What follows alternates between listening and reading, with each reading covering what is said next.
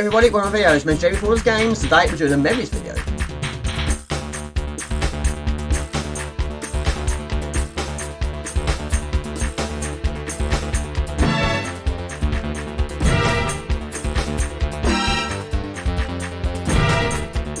Okay, now since starting my channel I have done a few memory videos, but I haven't done one for the CD32 yet. And we got our CD32 Boxing Day in 1994, which is a spectacular Voyagers pack. Now back in the day we bought so many Amiga magazines, and of course we saw an advert in there to say that Amiga Cd32 was in the works, and we saw the trailer on TV, and also it was also played occasionally in HMV. It was enough, we wanted it very badly. Answered that very nicely, and we got it the same year. I never found out why he chose me to share his secret.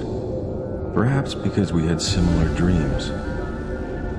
But this was twice as fast. Twice as powerful as anything I'd ever thought possible. Though what that meant, I could never have foreseen.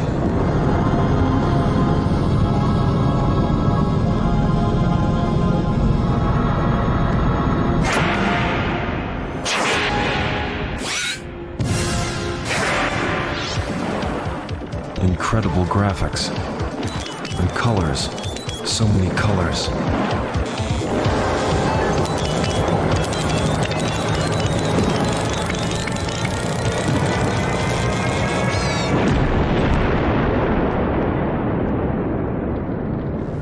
Our world would never be the same again.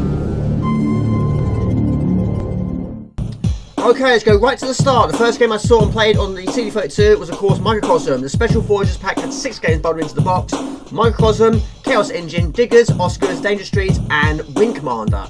But yeah, this was the first one we saw, never seen or heard of the game before, liked the look of it, of course saw the trailer on the TV, so this was how it all begun. Okay, so the game is Microcosm, a 3D rail shooter video game developed and published by Psygnosis in 1993. It was originally developed for FM Towns, and also brought it to Sega Amiga CD, C32, 3DO and MS-DOS. Microcosm featured realistic FMV animations with the graphics being rendered on Silicon graphics workstations. The game is either in a first person or third person view depending on the gaming system. And of course this is the first one we saw, the first one we played on the C32. It's basically how it all began. I haven't seen any other versions apart from this. But of course, the trailer which we saw multiple times on the television and of course in the shops, this was the game featured. But basically on that trailer it doesn't actually say what the game is. Even though we saw it, we didn't actually know what it was. But as a digital bonus, it was the first game we played. But this game was an absolute wow factor. It still is to this day. It still blows me away. I never saw anything like this before. It's just very difficult though. I have never ever got close to finishing this game. Not even close. But yes, I have confronted a few boss battles, but with no victories. It's very difficult, but good fun though. But being a big fan of Inner Space, one of my favourite movies of all time, this was a really good game to play. But there we go, the first level is very short and sweet, and yes, you should get through that unscathed. Of course, you're going to take so much damage along the way, but the graphics is absolutely superb, and I love the music as well.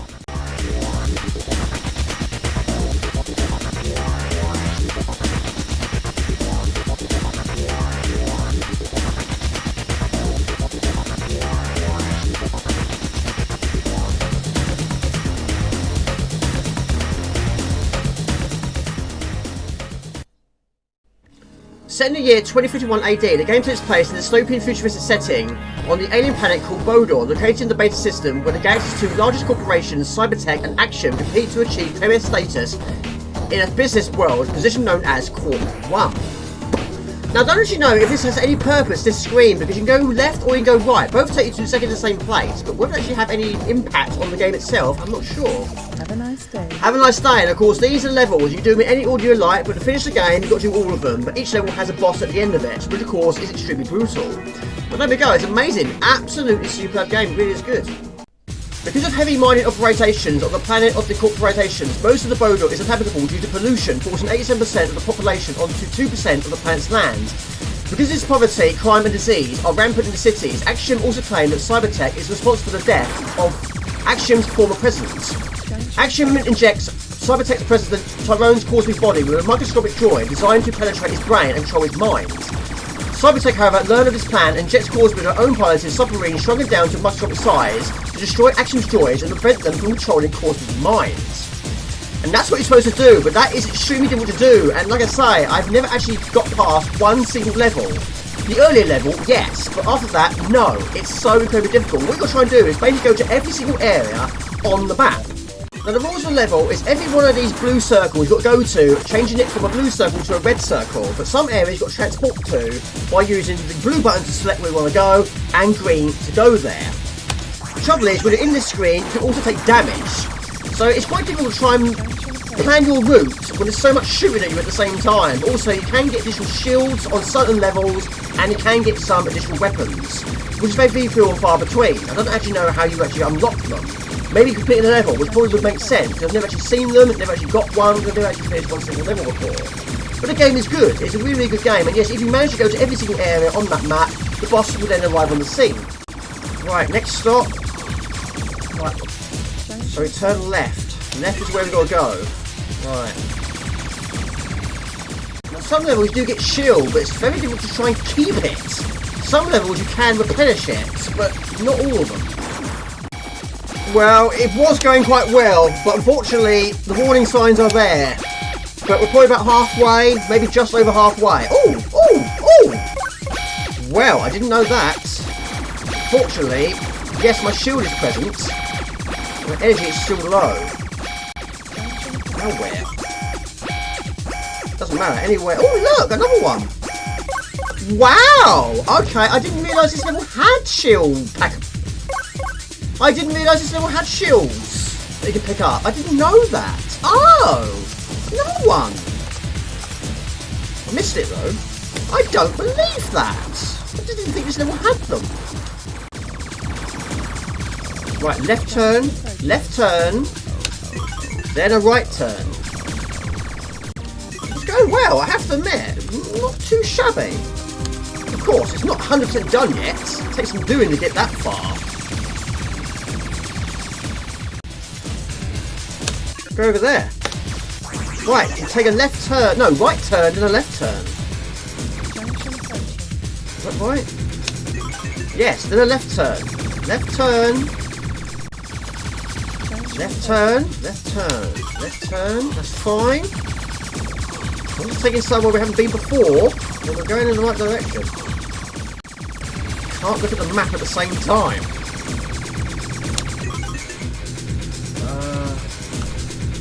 Oh my lord! Boss battle! My lord! I can't remember the last time I actually attempted this. Blimey, okay. Unfortunately, we don't have lots of energy, but we do have a shield. Oh lord.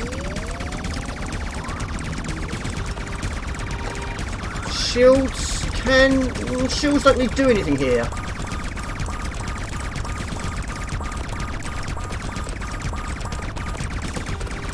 Trouble is, you're taking damage all the time.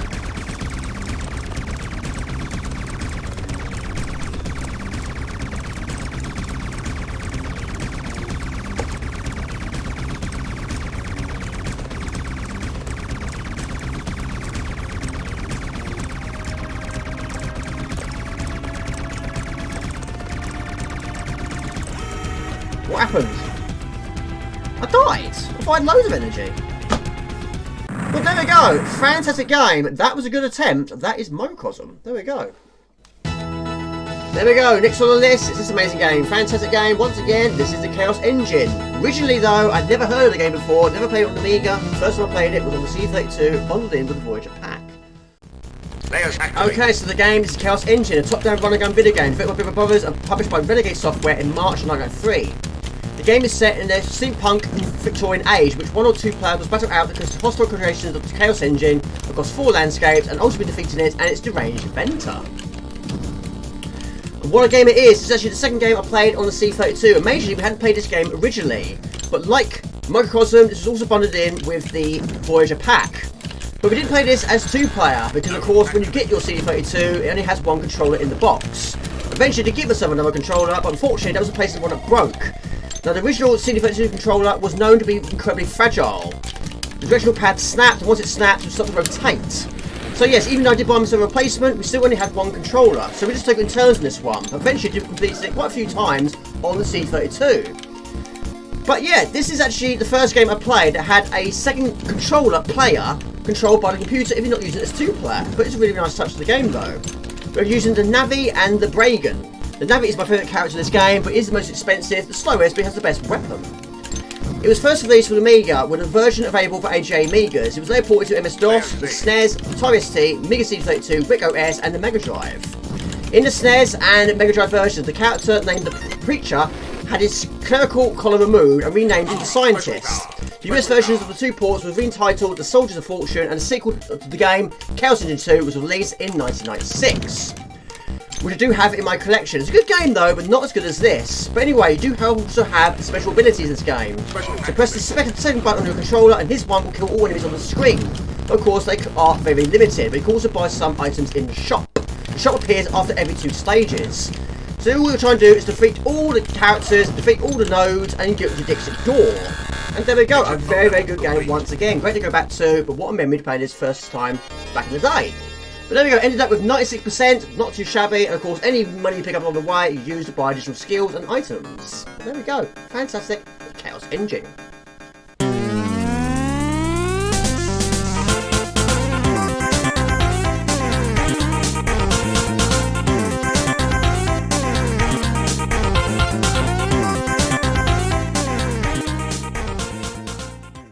Okay, so the game is Oscar, a platform game released for the Amiga Cd32 and MS-DOS in 1993, and later for the SNES, released in 1996.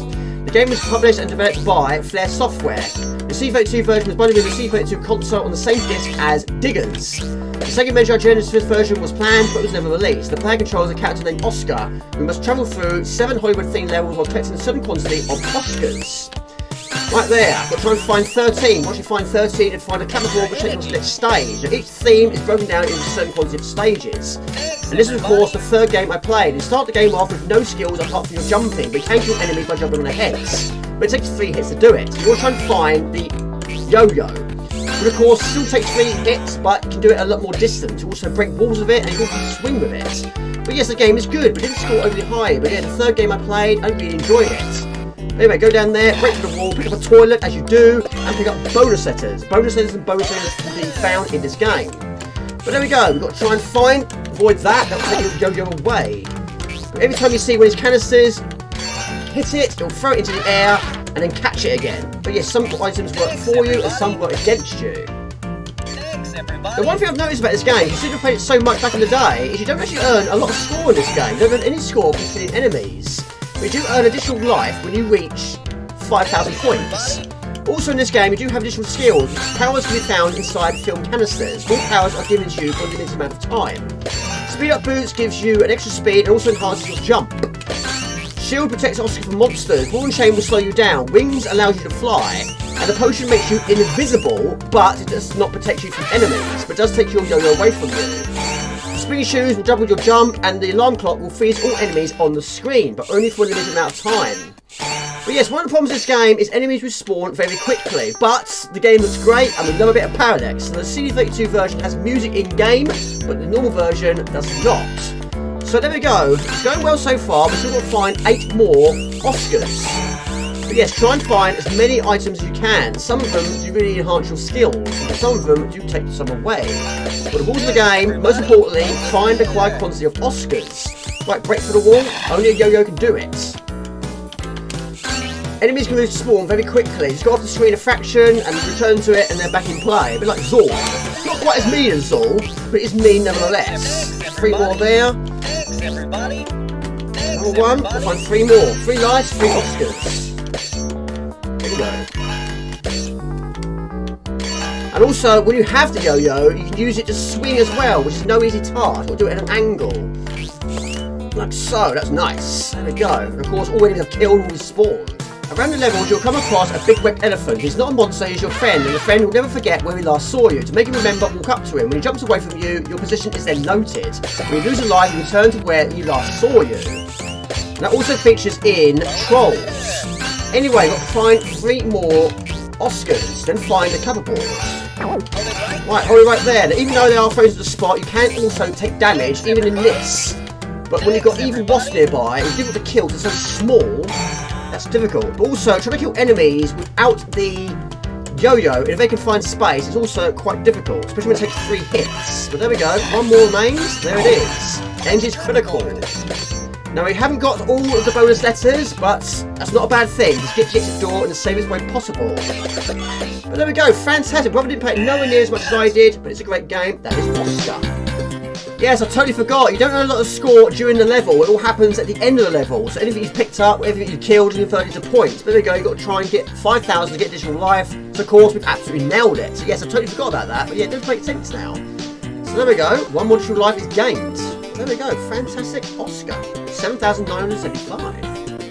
Next on the list is this game. Now, I haven't played this for absolutely years, but this was actually the 4th game I played. Amazingly, it has no title screen music. Right, even though it's been absolutely years since I last played it, I'm pretty sure the first character I picked back in the day was this one. Joseph Capelli versus Chaos.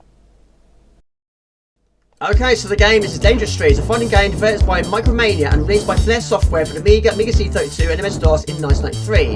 It was poorly received by critics. Dangerous Streets offers 2-player battle modes, single-player matches against computer, and a tournament mode, including 8 characters in the game, which can be controlled by either your joystick or keyboard and have the ability to punch or kick with a range of weak, medium, and strong attacks. And yes, this didn't score overly highly. In fact, it was actually voted as one of the worst games, certainly on the Amiga Cd32. But there we go, I haven't played it for 15, 20 years, something like that. But there we go, it's going alright so far. It's not a bad game, it's okay, but of course it's not great. But I am Scotia Capelli, born in Italy, works as a disco club. After reaching a grade at Shikokan Street Fighting, he then turned his attention to Jiu-Jitsu, a resident DJ at the roughest night spot in Italy. A few people disagree with his selection of music, which as a matter of fact is terrible. Special moves are the firework flip, the disco pulse, and the shooting star, and the ice smoke punch. I do love the fact that the characters show damage in the bottom left and right side corners of the screen. Of course, it's best of 3. Best of 3 wins a fight, but each of those stars does take quite a few additional hits. Also, like body bows, you hold the fire button down to activate your special. But there we go, it's so far so good. It's going alright, but yeah, it's been a long time since I last played this. But there we go, a win for Scotia Capelli. Joseph Capelli versus Pinning. Okay, opponent 2 is called Pinnon. Height 189 centimeters, weight 150 kilograms. Occupation is a lorry driver, done before by the fighter's bot belly. After years of driving trucks and lifting boxes for a local software company, his arms are strong as steel girders. His temper is almost at breaking point due to the extremely low wages that he receives, spending most of his nights in the taverns in Switzerland. He is feared by almost all of the hard-nailed thugs that flock to these bars. Watch out for anyone that crosses his path and his large belly. Special moves the spinning cap attack, the large cap shield, and the mini-man attack, which takes place inside his gut. But there we go, of course, when it comes to fighting games, it's very up and down on the Amiga, but of course, this didn't score overly highly, which of course you expect, but overall, it's okay. It's not great, but it's okay.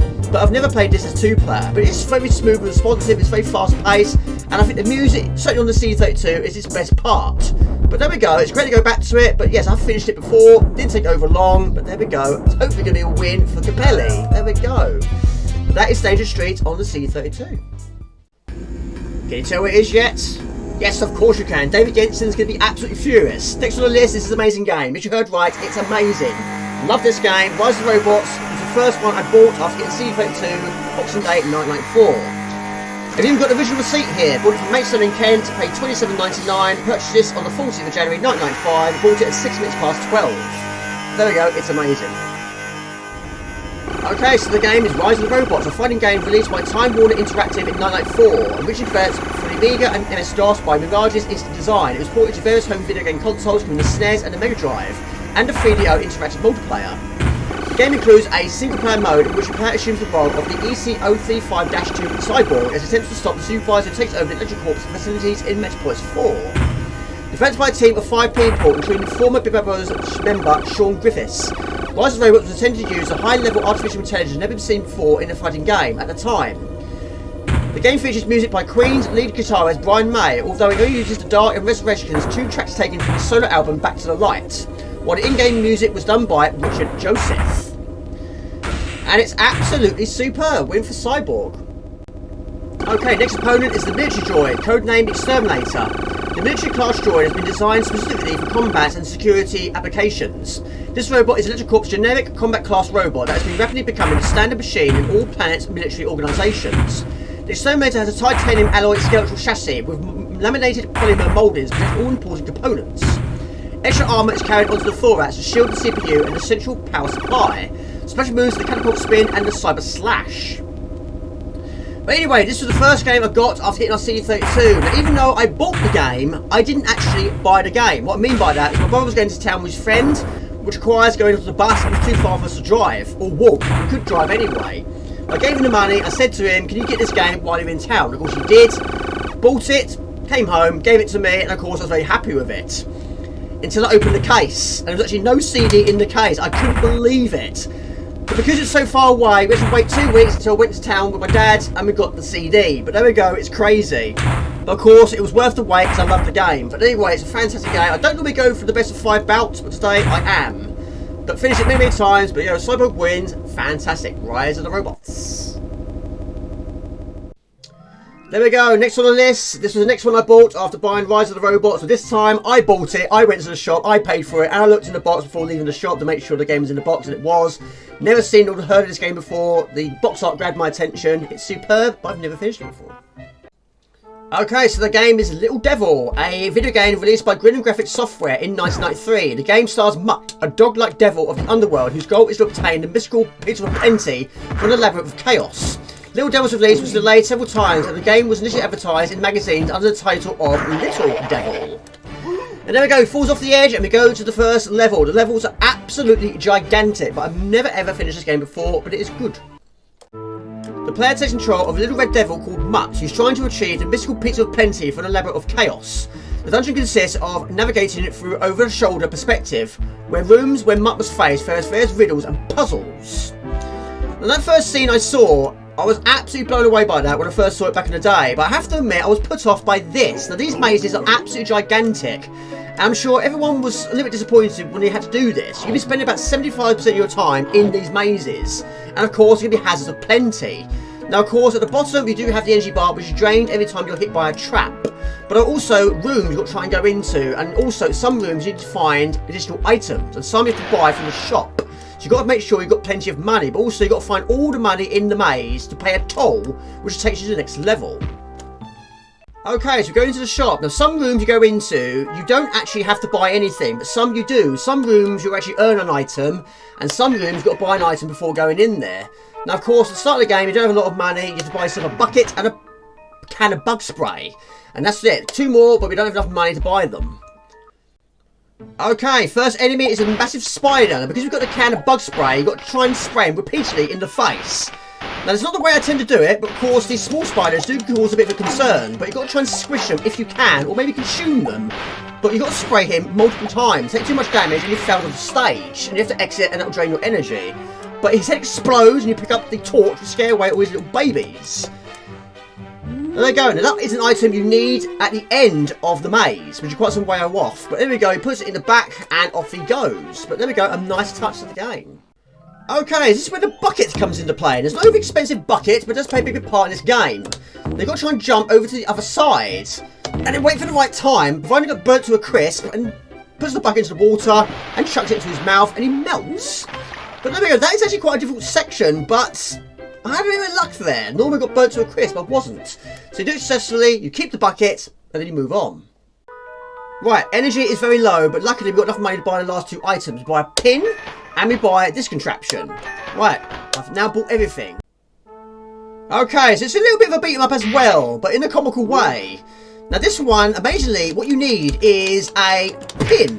Now you don't actually attack him with the pin until at the end of the confrontation. But in the meantime, just keep doing what you can. Punch him in the face, punch him in the stomach. Keep the rhythm going. There we go. Superb. Nice. And now also take the room out of the equation and you continue on. The biggest unanswered question is where's the money? Now, I did have a lot more than this, but I've had to pay up twice. But unfortunately, I didn't have all of it. But hopefully now I do. If you have all the money, you're going on. If you don't, you've got to go and find it. Easy. Bingo! There's a key. There's a key. And that'll take you to the final stage. It's an amazing game. It really is good. Great memories. That is Little Devil. So there we go. I was actually going to only have a little go, but there we go. Just finished the first level. There's a torch. There's an anvil. And there's a diamond. There you go, first level is completed. There you go, amazing game. That is Little Devil. There you go, amazing game. Got it on the C32 in 1995. Hopefully David Yenson's going to forgive me for another day, but he likes this one. So do I, I love it. Okay, so the game is Project X, a horizontal-scrolling shooter for the Amiga, released in 1992. It was developed and published by Team 17. The game resembles Konami's side-scrolling shooter games such as Gradius, Salamander, and Parodius. The game is also ported to MS-DOS. Taking place many years in the future of colonized space, scientists have disposed of countless defective military droids on an uncolonized terrestrial planet called Wix. Droids eventually become sentient and by way of revenge start attacking all of mankind, using the station to continuously create more and more machines. It's the player's mission to undergo Project X and eliminate the droid forces. And that was very difficult to read while doing it, but this game is absolutely superb. The reason why it makes this list is because when I got this game in 1993 for Christmas, I was absolutely blown away by it. But unfortunately, in 1994, the discs suddenly stopped working. 1 minute it was working, then it was not. I tried multiple times trying to get it working, they wouldn't work. I had no idea this game was released for the C32. I got it in 1995, which was my own money. I bought it from a shop called News Plus. And of course, it's bundled in with another Team 17 game called F-17 Challenge, which of course is fantastic. But I'm very pleased to be reunited with this game once again. But of course, going to play it on the C32, you've got to try and use a control pad. Of course, I'm not a fan of, I'd rather use a joystick. But on this game, this version, I had no choice. But I'm doing it how I would have done it back in the day. When I first played this game for the first time, I was always going for guns. And of course, over the course of time, I realised that guns is good. It's very easy to upgrade, but plasma is the way to go. And some other people have said that magma is also a very good one to go for, which of course I do understand.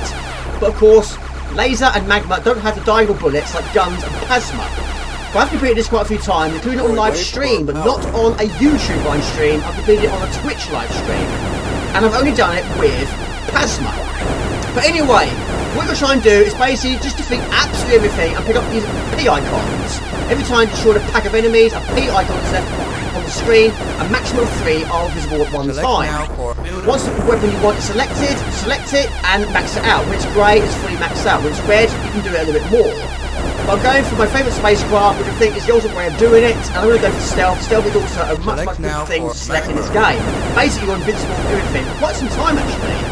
But there we go, it's amazing. I was so pleased to finally get this game again. I have to admit though, it's been a long time since I last maxed out the guns, and it is good. It's very easy to upgrade, but it's nowhere near as strong as other weapons. It's close. Build up, why not? The game is composed of 5 levels. Many players never completed the second one, and the most never got past the 3rd level. Team 17 realised this and have released Project X Special Edition on the Amiga Cd32. The Special Edition had a toned down difficulty and was released as a budget title. And of course, a much shorter game. Not by much, but of course it did take out quite a lot of difficult moments. But it's still very difficult, even this version is tough. But of course, you do lose weapons slowly. Of course, in the original version, you lose them a lot quicker. But you don't earn many additional lives from the game. Only in bonus sections you earn additional lives. You don't earn them for score. But there we go. Of course, normally I would go for the plasma, but for this video, I'm doing it how I would have done it back in the day. No plasma this time. We'll stick with guns. But yes, the stealth is also fantastic. And yes, that can really save your bacon, especially on boss battles. And there we go.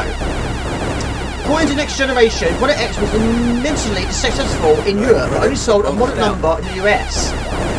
Amiga Computing called it one of the best shooter games on the platform at the time, both in its technical excellence in graphics and sounds, and for its difficulty and interesting gameplay. But yes, even this, with guns, is no easy task. It's easy to take quite a few hits to die, but of course with stealth, we are invincible. But yes, boss battle at the end of each one, but yeah, not very much in terms of levels, but the levels are quite long, longer in the original version. But yes, even this is really proving to be quite difficult to kill them all. Plasma is the way to go. Of course, stealth does last quite some time, but it's going to wear off now, just all time. Right, boss battle, bring it on. What a game. Fantastic, really is good. I love the music. Not a lot of it in this game though, but it's great it has boss battle music. That's what Banshee needs, boss battle music. Another fantastic game. Of course, this is the easiest of all the bosses, but even this does cause a bit of grief sometimes. It should have been open, but it's not open all the time. Of course, music's done by as the Grimble, of course. Right. And also boss battle was also more difficult in the visual version, especially the second one. And the third one. There we go, fantastic. Amazing. Product X, a special edition on the CD32.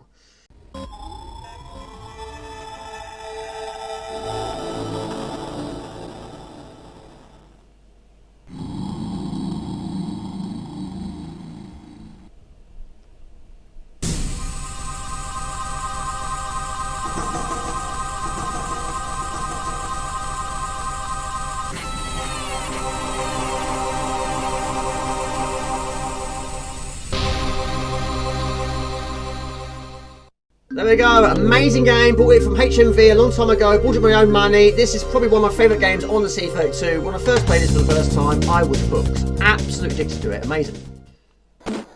Okay, so the game is Shadow Fighter, a video game for the Amiga Cd32, developed by Naps Team and published by Grim Interactive in 1994. The game was acclaimed by critics, and in 1996 it was ranked the 20th best game of all time by Amiga Power. The game itself is one we normally expect from any fighting game. Fight through 3 rounds against all opponents to reach the main boss at the end. The game features 17 characters, 2 are hidden from around the world, including 1 from space. And this is absolutely fantastic. It's one of my favourites on the C32, one of my favourite beat-em-ups of all time as well. This game is superb. I have to admit, I'm not good with all characters in this game, but Slam Dunk is probably the only one that I can do. In fact, it's probably the only character I've actually completed the game with. I've got close with the others, but not all the way. Slam Dunk, age 24 from Denmark. Slam Dunk combines his mastery of basketball with expertise in all fighting arts. Project moves, jumping people, spinning fire attack, steep attack, spinning fireball, and the head kick. And yes, of course, this is not one of my favourite characters to play against, but there we go, it's what was picked first. But yes, I'm actually doing this on the highest difficulty, and of course you have the option to have blood or no blood, and you have background sound effects, or music, or just sound effects. This music is very, very good, it is really, really well done, it's superb. I bought this game from HMV, and I bought it with my own money. And yes, we had a demo back in the day, but we never got to play it because of course we didn't have a 1200 back in the day, only a 500. But yeah, brilliant, absolutely superb. Each character, of course, has their own special moves. Like most fighting games, they involve pressing a certain directional combination followed by a button pressed to activate it. Some of the moves are pretty to pull off on using a joystick or keyboard, although much easier with control pads. Then started to become more popular on the Amiga towards the mid-1990s. But for those still finding the moves too difficult to perform, the player can practice their move on a training dummy called Pup-Pads. However, Pup-Pads is kitted out with his own set of moves, which make him lethal in his own right, and Pup-Pads can be accessed by as a playable character via cheat. Right, not a good start, but anyway, it's a draw, my lord, a draw. Superb, Slam Dunk versus Soria. Right, do that again, with blood over the deck. But anyway, you can actually have no time, 60 seconds or 90 seconds. But of course, in this game you can get perfect and double perfect. You always get a bonus for getting the first attack in, but you do get a lot of points if you get a perfect. Even more so for a double perfect. But yes, the controls are pretty much like Street Fighter, that sort of thing. In fact, there's a lot of characters in this game like Street Fighter characters and a little bit like Mortal Kombat characters. But anyway, I got kicked to the face, I am out of there. During the in-game action, players are notified for bonuses and performing certain actions such as first kicks and combos in a very similar way to Super Street Fighter 2. To rival the bloody violence of Mortal Kombat, the blood mode is included in the game, which can be toggled on and off. However, this appears to do nothing other than turn the floor to an untextured red colour. Right, so early start for Soria, so we've got to get back on track. But yes, I'm actually doing this on the hardest difficulty. Yes, one of very few games I can actually do on the hardest difficulty. But of course, depending on which difficulty you select, will determine what character you actually select. If you're selecting the easy difficulty, you get about 4 players to pick from. Normal difficulty, you get another 6, 8, something like that. And then you do with the most difficult one, you get all the characters you can pick, including the one from space, which is Crow, which is kind of like the supervisor in Rise of the Robots, and the T-1000 Terminator 2. I like that. Right, first attack goes for me. 5,000 points for doing that. But yeah, he's probably the only decent player I can do pretty much every single time, and the very, very few games I can do with a controller. But even though this controller is really, really not good at the moment in time, it's certainly showing its age, it is hanging in there. It's incredibly flimsy, but for this sort of game, it works brilliantly. It's actually very, very good. There you go, any remaining time and life is converted into points. There you go, 2-1, 1 win, 2 wins for Slam Dunk. The main character of the game is Shadow Fighter himself. The player can only fight Shadow Fighter if they're playing under the normal or hard difficulty setting, as the game will end just before the Shadow Fighter is reached under easy difficulty. Shadow Fighter can also be accessed by a playable character using the cheat. The game runs at a constant 25 frames per second, however, with the use of the cheat, the game can also be made to run at 50 frames per second on AGA Amigas. And of course, the graphical is actually different on this version than it is on the AGA. I have to admit, the CD32 sounds better and looks better, and certainly plays better as well. But anyway, one more, it's Slam Dunk vs Electra. Judging by the name, she's based around electricity. Age 19, from France. They're a kick to the chin. Are we doing this the hard way? You better believe it. Superb once again though, I love the level designs. Right, we're doing it the hard way. Best of 3 wins the fight. Jump back. And go for the kill. You're off to a better start. First attack, 5,000 points. The slide is good, if you can do it. I give it a poor form, I have to admit, but it works if you do it. Basically avoids any attack. I think it does. Right, the sliding attack is good at close range. Throwing a basketball is good at long range. It's powerful if you get hit in the air. 9 times out of 10, you get hit in the air, you can't really defend yourself. You take so many energy away from that. That and being electrocuted. Like Blanca. Get out of that corner, Jamie. Get out of that corner. You can also attack them while they're in the air. Oh, Lord. No, kick to the chops. Have some of that. You win. Only just, though. No easy task. 1 each. Best of 3. Right, round 3. Final one. Hopefully so. Slam Dunk versus Electra. First attack. But yeah, if you time it well, you can actually hit them in the air. And that can take away like double the amount it would take if it was sitting on the ground. And also it plays extremely well using just one button. Of course, the CD32 pad has quite a lot of buttons, but this game can only be played with one single button. A bit like Mortal Kombat on the Amiga. It does play very well on one button too, but there we go, superb. Down she goes, a win for Slam Dunk.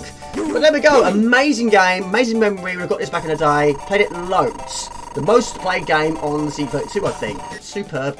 On to go to the next. There we go, next on the list is American Lamborghini Challenge, also known as Supercars 3. Got this as a freebie on a magazine we got from a book fair. Yeah, good game, love it. But not great driving games, I have to admit. Okay, so of course, this is the map of the US of A. Now, $6,000 is quite nice, but it doesn't get you a lot in this game. We'll just pick one at random, we go for Memphis, $1,000 to enter, a win of 2,500 and 3 rivals, and no police cars. Amateurs for locals.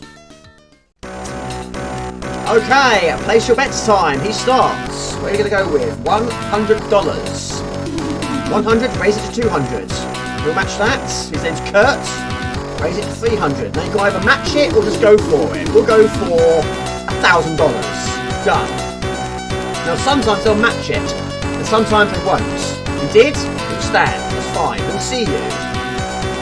Now match this. Okay? We'll stand. Right, we'll raise it a fraction more. We'll go for $1,500. It'll stand. Right, okay, time to burn some rubber. Okay, so the game is Lamborghini American Challenge, originally released as Crazy Cars 3 as 1994 racing video game, developed and published by Titus France for the Super Nintendo, CD32, Atari ST, Commodore 64, Game Boy, and MS-DOS. Now I got this from a book fair, and I think I also got the magazine as well. But yes, basically it's a freebie, and there were quite a few on CD32 Gamers. I think Quick the Thunder Rabbit was also another one, which was also bundled in as a freebie. What magazine it was, I can't remember, and amazingly though, I can't remember what one it was. I don't have the magazine anymore. But as it turned out, I've actually got 2 versions now. How I got the other one, I can't remember. But anyway, I'm not great at driving games. I never have been. There are the occasional ones which I'm okay at, but I'm better at the top few ones. But yes, Lotus 2 American Challenge is probably my all-time favourite driving game. Certainly on the Amiga, but I've never actually finished it before. But of course, I am making good progress after the Evil Fog level got with for so many years. But yes, my friend Michael from school was absolutely fantastic at this game, and I wasn't. But we worked together, even though I wasn't really sort of helping with him because he was so much better than me. But he was very, very good at it, and we played it absolutely loads. Also, we played quite a lot of Jet Strike as well. But yeah, my friend Michael knew him for absolutely years. Unfortunately, I haven't seen him since school days. But we got on really, really well. But yes, he did like playing this game, and also Jet Strike. And also, we also did play 2-player on Shadow Fighter as well. So yeah, great memories of playing some 2-players. Didn't play many 2-players, I have to admit. So anyway, 4th isn't great. But of course, in this game, you do have a speed boost, which gives you one hell of an increase in speed. But that's what it's supposed to do. But yes, use it if you so wish, but of course, extremely limited. You start with 1 at the start of the game, but you can buy more in the game, but it costs you an arm and a leg, about $50,000, something ridiculous like that. But yes, it's taking me from 4th to 1st, which is great. But there we go, it's a very expensive thing to use, and you want to try and save it for the later races, the more difficult races lie ahead. But there we go, a win for me. The races themselves take place on a variety of scenarios, mountain roads and deserts, urban settings, and they also include weather conditions such as rain, snow.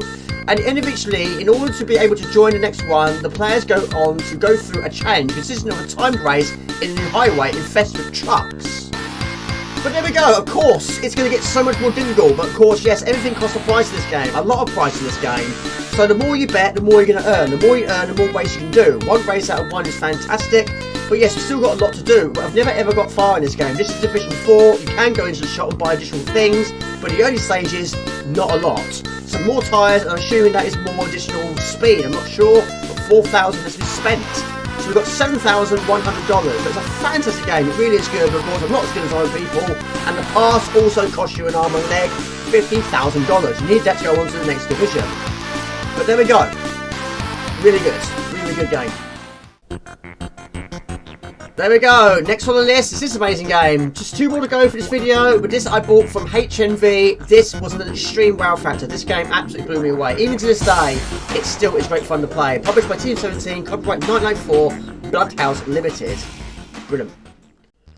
Okay, so the game is the Super Stardust 1994 game developed by Bloodhouse and published for the Amiga, AGA and CD32 by Team 17. The game was ranked the 26th best game of all time by Amiga Power. The CD32 version features CD8 soundtrack composed by Nicola Winquist and Nico Ryman. The game was ported to PC under the name of Super Stardust 96 and Super Stardust the sequel to Stardust, an enhanced remake Super Stardust HD released for the 2007 for PlayStation 3 and 2008 for the PlayStation Portable, and was also available as a download for European and US PlayStation Store, and the next sequel was Super Stardust Delta released on the PlayStation Vita. There we go, any remaining time and accuracy is referred to points. Okay, on we go, and it's love the fact you can choose the levels in any order you like. Each level has different enemies and a different quantity of time. You've got to try and kill all the enemies in the time limit. It doesn't actually kill you one at a time, it just makes it more difficult for you. Of course, you have to shield, to increase your speed, and of course get additional weapons. They start off with mainly basic weapons, and of course always the way to go in these sort of games. Of course, in this case, it's the 3-way. One thing I do like about this game is when you get a weapon upgrade, you can actually use one weapon while upgrading another. You want to try and get the bouncer, which is good for boss battles, because it goes a lot more distance than this one. But anyway, you know when it's fully upgraded because the lady will say so. But anyway, this is where we get additional weapons. Sometimes missiles, and sometimes additional weapons. So you press the select button, and we're going to select this. Power-ups rerouted to bouncer. So you keep using the 3-way and you're upgrading the bouncer, which is a really, really cool thing. But anyway, I do have the first game as well, as a box version as well in my collection. I bought this one for HMV, it cost me $29.99. And this is a lot more easier than the first game. The first game is so difficult, I've never actually finished it before. But also what blew me away in this game was the bonus stages, which take place in between each theme, which is absolutely incredible. Even to this day, it amazed me what the CD32 and the Amiga was capable of doing. Absolutely mind-blown I was when I saw that. But anyway, so far, so good. You do get boss battle at the end of each level, which of course is extremely well done. But this game has been completed quite a few times, but not on live stream. But I still am waiting for that first time completion of the first game. And I remember buying that originally for Boot Fair. But anyway, we need one more. Superb. And you go from one side of the screen to the other like asteroids. But there we go. Superb bonus count. And of course, each level isn't just asteroids. You get other additional weapons and enemies along the way. It also tells you, prior to going into the level, what it is. This one is a fire spinner. So what you want to try and do is, before the enemy arrives on the scene, try and get rid of as many of these asteroids as possible. You don't want too many on the screen. But if you run out of time, you're going to have so much on the screen. Right. On comes the fire spiller, but also we should be okay now for the bouncer. They go 5 out of 5. Activated. And it's fantastic because, of course, like your spacecraft, goes from one side of the screen to the other. So some bosses are based around these sort of attacks. But anyway, at a distance, it's a doddle. It's superb. Of course, every time you die, you do lose a little bit of your upgrades. I suppose it's understandable. But there we go. Shot accuracy, 21 times 100. Right, next enemy of this one is called the Predator. And yes, some of them are extremely difficult. Some of them are a lot faster than others. But in this game, of course, you do get additional skills. You get the B, which is a bomb. E is engine power. G is gun upgrades. X is extra life. P is points. S is shield. And you do also get additional energy, which is basically a picture of a heart. But anyway, you do get one weapon upgrade per level. You also do get the occasional homing missile thrown into the mix. But yes, we want to try and get as many E's as possible. That way it makes your spacecraft a little more faster. But this scene does exactly what a Predator does in the film. It basically goes a little bit invisible, but it fires missiles at you. There we go, another one bites the dust. 30 seconds remain, which convert into 0.300 per second. I think this is the boss battle after this. I have to admit, I've lost track. There we go, boss battle arriving on the scene, and with this weapon, it is certainly a lot easier than using the three-way. I've been doing the same tactic for years. Just keep going from side to side and time your movement well.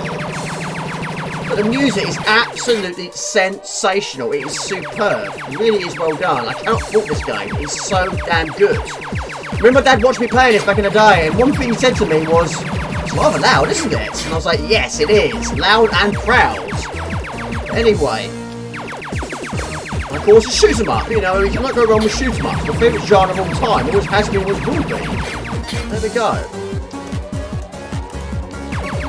Now also, when you reach the end of the theme, before you go to the bonus section, your energy is then restored. There you go. Pow.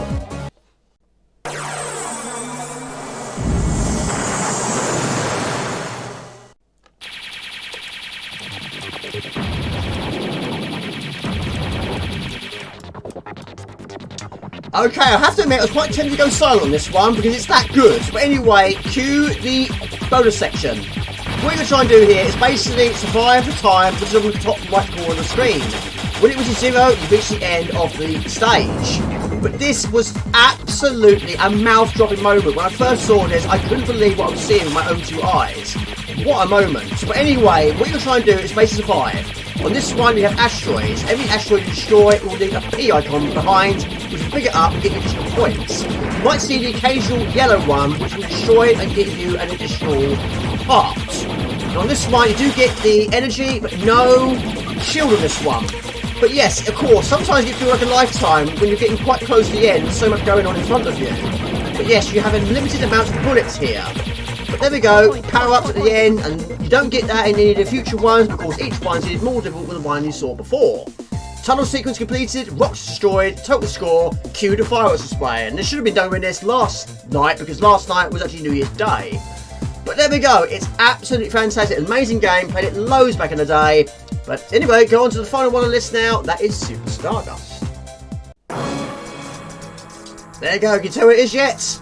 Amazing game, what a way to end the video. And of course, the games on this list is no particular order. It's not like a top 10 or anything like that. It says 10 games I remember very much from growing up with the CD32. But anyway, the last one on the list is Banshee.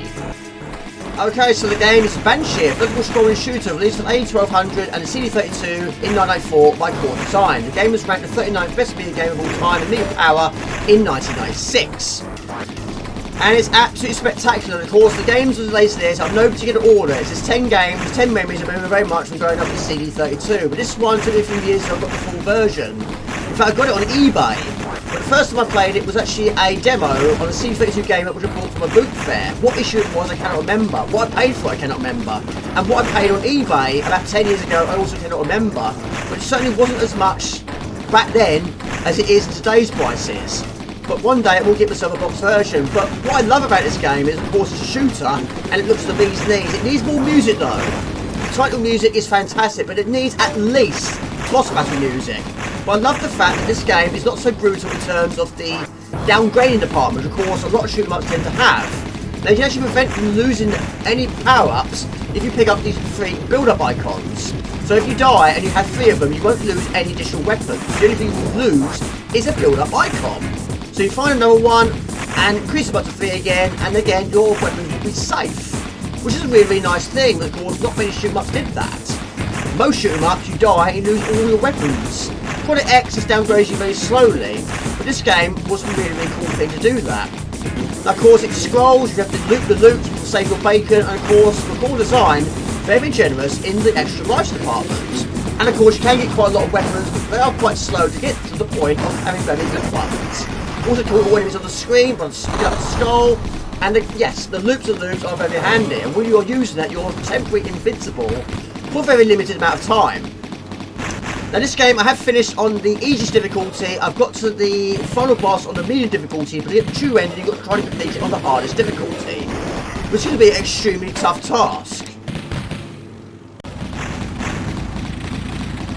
Right, I have to admit, energy's poo, really poo. But anyway, 2 midway bosses. And what I also do like about this game is it also gives you energy bars for boss battles, which is also quite rare in games. So yes, a lot of things core design did do right, and also the plane smokes as well, which is a nice touch to the game. And when you defeat a boss battle, or should we say anything big, you should get something good. You should get energy, or maybe even a 1-up. But yes, health is what I need right now. It only replenishes about a quarter of it. But anyway, it's going well. We still don't have a lot of great upgrades in terms of weapons, but at least we're not losing them. 2 lives remain and 2 loot the loot. We should get another life up from this. But it's not the end of the level. There's only 4 levels in this game, but it are very, very long. There we go, 1-up confirmed. Right, we're getting there. As you see now, weapons are now starting to take shape, but we're not fully maxed out yet, and we still only have 2 build-up icons. If I die, I'll lose some of my power-ups. But you're only hit by this swinging mace. You've got to try and keep a good pattern going on here. That way you don't get slammed. That's going to drain your energy, but of course it's nice that boss battle once again has nice additional energy, so you can see how much energy they've got remaining. But yes, one time I did reach the final boss on normal difficulty. I was so close. The trouble is, I was dying all the time, and you don't have those build-up icons. You're going to downgrade very, very quickly, and it's going to feel like a lifetime trying to get back to how you were before.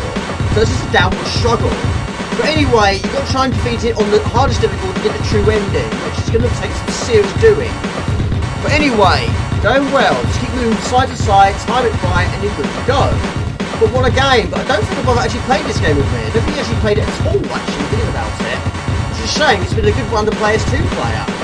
But anyway, 2 few hits there, but not as much as him. There we go, boom, pow. What a game, what a video. It's been enjoyable. I have really enjoyed this video. I hope you enjoyed it. But that is 10 memories from the CD32. Enter into the city and destroy the gigantic guardians. There you go. So there we go, guys. It's actually 6:30 in the morning. Yes, I know, I'm insane. But anyway, this is the video I wanted to do, and I had so much fun with it. Hopefully it's worth it. It's Jay Morden's Games. Please like, comment, share. Please subscribe to my channel. Please subscribe to the Twitch. That's about Morden's Games. Find it fairly easily. Please remember to click the bell icon. And that's why I visit Low Fantastic. One of these videos, if you want to teach my making and live streams and Friday night time, Xbox is hardware week. Till then, ciao, bye. See ya.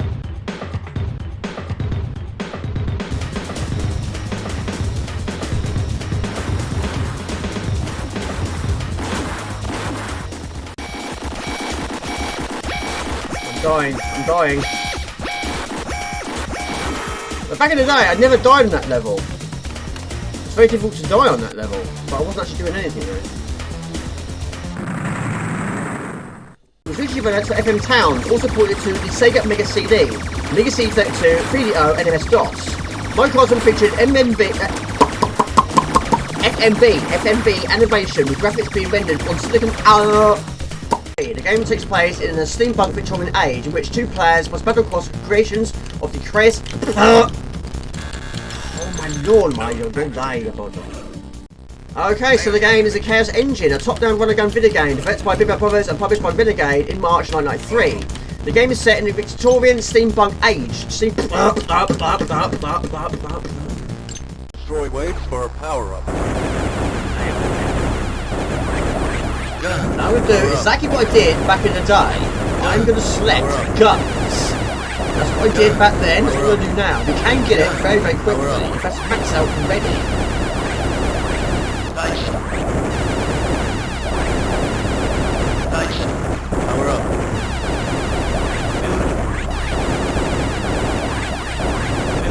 Power up.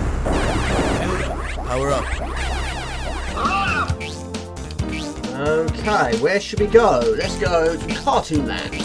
Why not? The CD32 version was bundled in with the CD32 console on the same disc as a puzzle game called Disca. Disca? Disca. Okay, so the game, this is Oscar, a platform game released for the Amiga Cd32 and MS-DOS in 1993. It was also released for the SNES in 1996. It was bundled in with the... Hold on. Jamie, you don't have to kill things, just avoid them, because of course we don't have a yo-yo, it takes 3 jumps. Also released for SNES, released in 1996.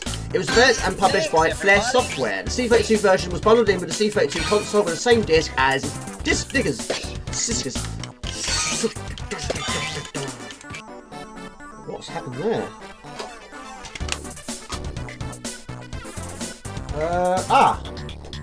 My lord. Not in shot anyway, Jamie Pillock. Right, this game has no instruction manual, only in-game. Pizza time! Yes, I treated myself. That way I can focus more on this video. Yes, so we're going to abandon this for a little bit, and we'll resume play in a moment. Right, this is the area I couldn't find. I knew it was somewhere, I just couldn't remember where. It's quite an important place, it's where you save your progress. Yeah, oh, I know. I've got lots to do as well. At times, it's quite difficult to tell if you're actually making contact. But that is definitely making contact. There you go.